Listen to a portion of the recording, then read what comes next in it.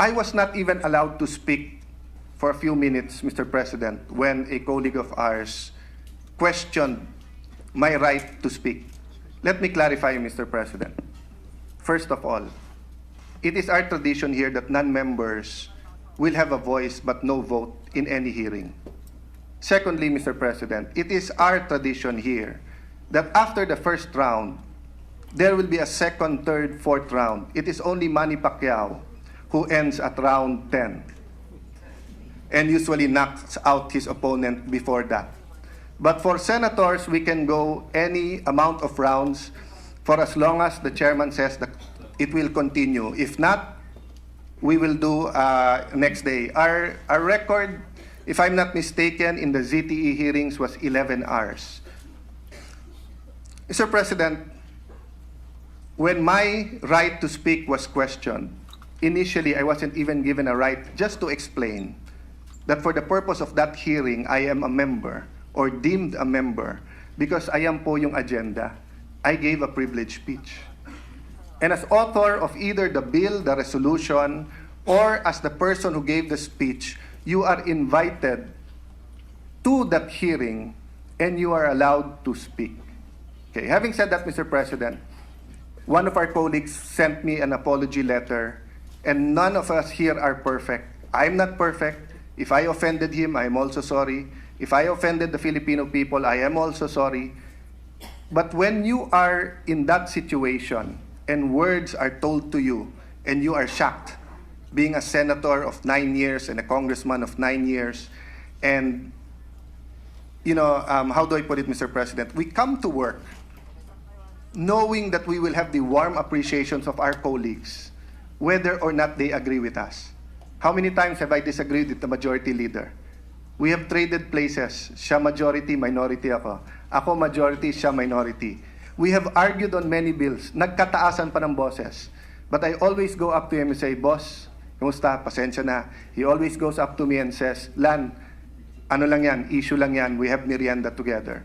But I will not go into the details because precisely, I understand our colleague at sabi niya, dala na rin lang ng nangyari, no? But, may I point out, Mr. President, that when things like that happen, there are still rules. I appreciate the Sergeant of Arms coming to me and saying, Sir, tumayo ako, but I wasn't going to accost you. But he did stand up. Why? Because Chairperson De Lima called for the Sergeant of Arms, and that was uncalled for. Why? When you say you are out of order, that simply means there is a rule violated. You only call the Sergeant at Arms when there is disorderly behavior. When you are there to remove an audience or the senator because of disorderly behavior. So there is no gagging in this Senate. So if I insist to keep talking on the same topic, then that is disorderly behavior. But if I was going to talk on a different topic, so for example, Mr. President, I said, I'd like to give a privileged speech. You said no. You said out of order. I can appeal your judgment, Mr. President, and we will vote. That is one of my options. The other options is I will say, Mr. President, I agree. May I go to another matter?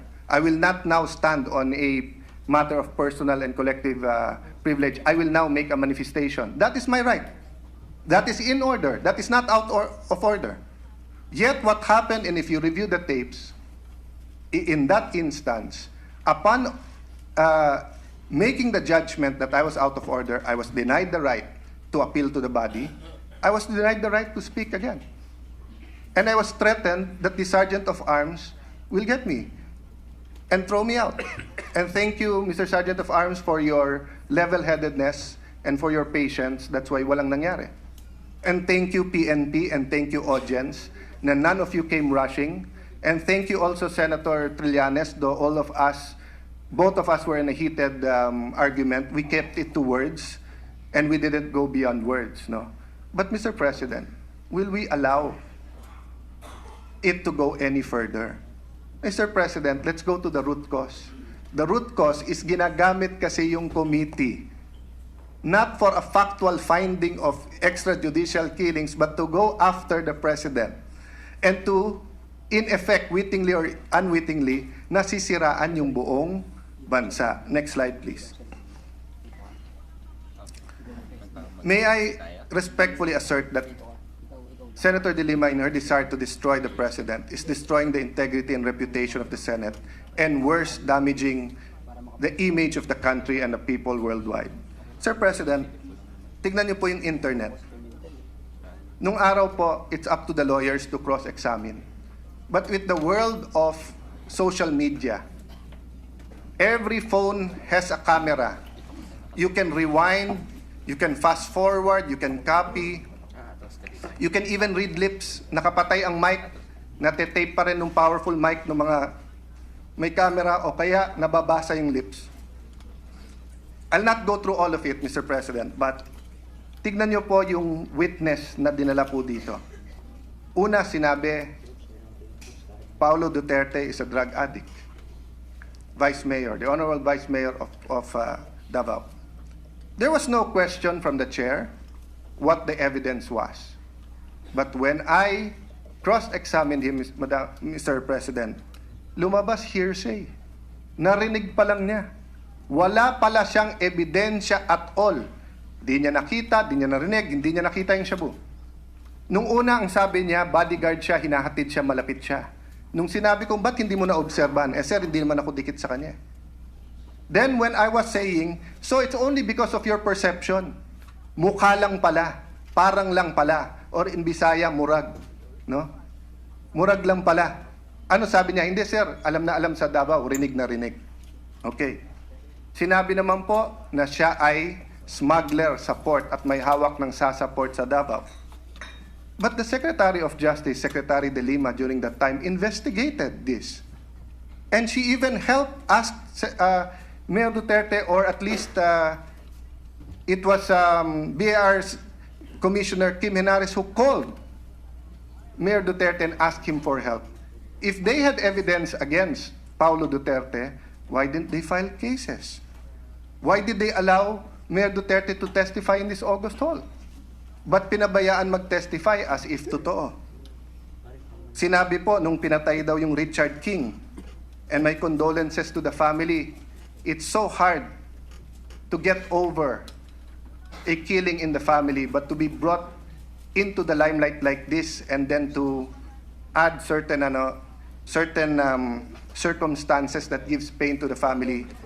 Let me, in behalf of the Senate, with the permission of my colleagues, apologize to their family. Una, sinabi sa McDonald daw pinatay.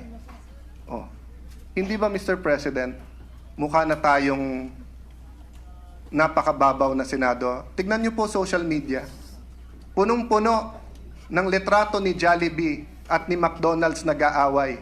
At sinasabi ni McDonald's, Jollibee, ikaw ang may hawak nung witness na to, no? Pinasabi mo na may patayan dito sa McDonald's. We are being ridiculed. Simply because the witness was not vetted.